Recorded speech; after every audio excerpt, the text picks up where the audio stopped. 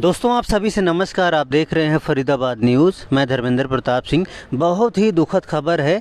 एक स्टंटबाज थार चालक ने पूरा परिवार बर्बाद कर दिया।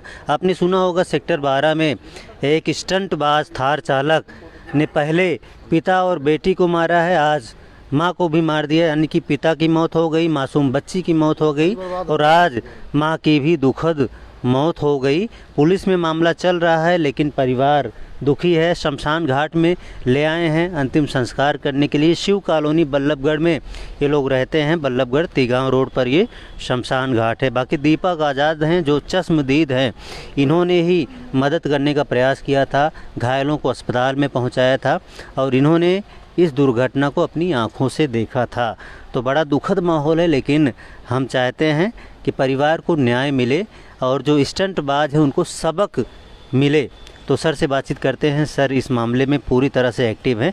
दीपक जी नमस्कार। नमस्कार जी। तो आज बहुत ही दुखद खबर आई, माँ की भी दुखद मौत हुई। देखिए, बहुत ही दुखद मामला ये फरीदाबाद के लिए है। स्टंटबाजों ने जो एक परिवार पूरा, मैं कहता हूँ एक वंश ख़त्म कर दिया। किसी का हंसता खेलता परिवार तबाह कर दिया, पूरा परिवार को मार दिया।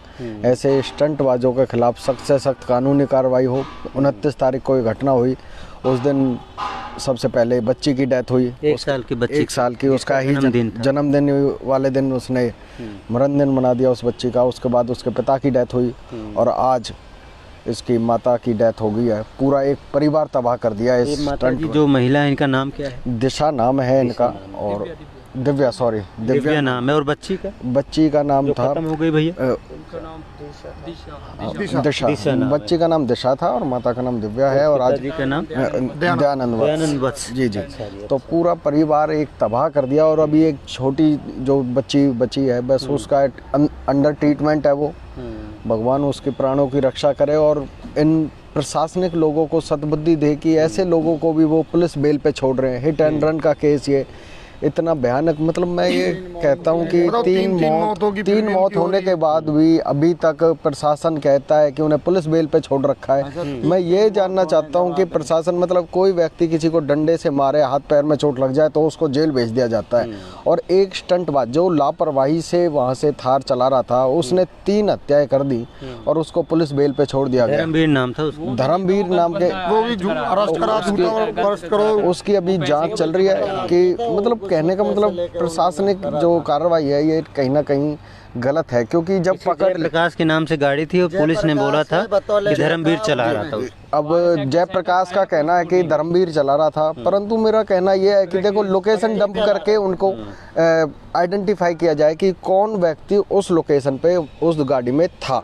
इसके लिए मैंने प्रशासन के लोगों को बोला है कि भाई ये सारी चीज़ें करें, तो प्रशासन ने आश्वासन दिया है कि डंप रिपोर्ट वो दिखा देंगे वो आज के लिए। और देखिए, प्रशासन से अनुरोध है कि फास्ट ट्रैक कोर्ट में इस केस को चलाया जाए, क्योंकि इसको और केसों की तरह लंबा ना खींचा जाए। फास्ट ट्रैक कोर्ट में इस केस को चलाया जाए जो जल्दी ही इस परिवार को न्याय मिले। अन्यथा ये चीज़ें देखिए, कहीं ना कहीं एक परिवार तबाह होने के बाद भी प्रशासन का आंख बंद करके रहना, आज सबक नहीं मिलेगा। ऐसे जो स्टंटबाज हैं उनको शह मिलेगी, हवाबाजी करते। अब जब फास्ट ट्रैक कोर्ट में ऐसा केस जाएगा, जब सजा मिलेगी, तो ये स्टंटबाज जो हवाबाज इस शहर में पनप रहे हैं, इनको जब सजा मिलेगी तब कुछ सुधार हो सकता है। गाड़ी होती है चलाने के लिए, ट्रैफिक नियमों का पालन करने के लिए।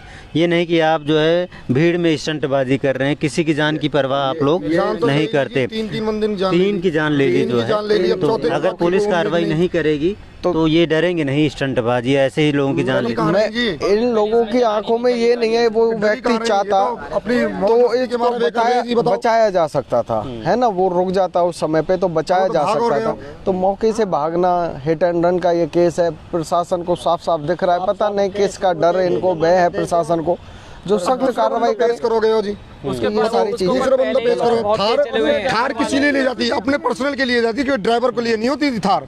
वो ड्राइवर दिखा दिए गए हो पर्सनल के लिए, ऐसे तो वो बंदे और उनको मारेंगे, आज 3 मारे कल को 20 ने मारेंगे, उनके ऊपर कोई खिलाफ नहीं हो रहा। बताओ जॉनी के नाम से प्रसिद्ध है, उसके लिए कुछ हो ही नहीं रहा। उनके पहले भी केस चले हुए हैं, अग्रवाल कॉलेज में पहले भी गोली आज 3 मारे कल को 4 ने मारेंगे, 7 ने मारेंगे, तो सभी जानते हैं, इसका नंबर भी लोगों ने नोट कर लिया है। ये तो ऐसे हवाई चलता रहता है, हवाबाजी करता रहता है, और लोगों को पता था कभी न कभी ये कोई न कोई कांड जरूर करेगा। हम तो कहेंगे थार कांड नाम ना दें इसको, कि थार कांड। देखिए मैंने तो हैशटैग इसको दिया है फरीदाबाद थार कांड। जो ये मामला है फरीदाबाद थार कांड के नाम से ये हैशटैग है इसका, कि थार कांड मतलब लोगों को चलान, प्रशासन को ना सबसे पहले जहाँ भी थार दिख रही हो उसके नंबर प्लेटों में कोई डिजाइन हो, ब्लैक शीशे हो, उनको तुरंत रोकना चाहिए। पर उल्टा होता है कि कोई सामान्य अल्टो जा रही है, कोई बाइक पे साधारण व्यक्ति जा रहा हो, उसको तो रोक लिया जाता है। कोई बड़ी कोई व्हीकल है, इन्होंने, मैं RTI लगा के पूछूंगा एक बारी कि 2023 से 24 तक प्रशासन ने कितनी फॉर्च्यूनर्स के चालान काटे? एक के भी ना काटे वकील साहब, मोटरसाइकिल वाले ने, साइकिल वाले ने, उन्होंने परेशान कराए। कहने का मतलब ये है कि कहीं ना कहीं ये गरीबों को कोई छोटी स्प्लेंडर दिखी वो काट दिया, गरीब आदमियों को परेशान करते हैं। रोके ना थार चालकों को, फॉर्च्यूनर्स को रोके। चोरी की फॉर्च्यूनर्स नहीं चलती, खूब चलती हैं। तो इस तरह की जो गतिविधियां प्रशासन के द्वारा बड़ी गाड़ियों को छोड़ना, ये कहीं ना कहीं मतलब लोगों को लगता है कि भाई बड़े लोगों के लिए कानून नहीं है। प्रशासन आज भी ACP मैडम चेकिंग कर रही थी, देख रहा था मैं सोशल मीडिया के माध्यम से अंकित चौक के आसपास, तो उसमें मोस्टली जितनी भी देखी गई स्प्लेंडरों को रोक रहे थे, स्कूटियों को रोक रहे थे। वहाँ से बहुत सारी फॉर्च्यूनर्स ऐसी निकल रही थी तेज गति में, उनको नहीं रोका जा रहा था। वहाँ से स्कॉर्पियो निकल रही थी। तो प्रशासन पे खड़ा होता है। मैं कहता हूँ कि प्रशासन क्यों नहीं इन बड़ी गाड़ियों को रोकता है? सबको एक नज़र से देखना चाहिए, सबके लिए कानून बराबर है। पर नहीं, रोकना है तो गरीब आदमियों को रोकना है, रोकना है तो स्कूटी वालों को रोकना है, फॉर्च्यूनर को। इलाज कहाँ पर चल रहा था इनका? इलाज पहले चला था पार्क हॉस्पिटल में, उसके बाद ESI 3 नंबर ले जाया गया इनको। तो 3 नंबर के इलाज के दौरान इनकी डेथ हुई है।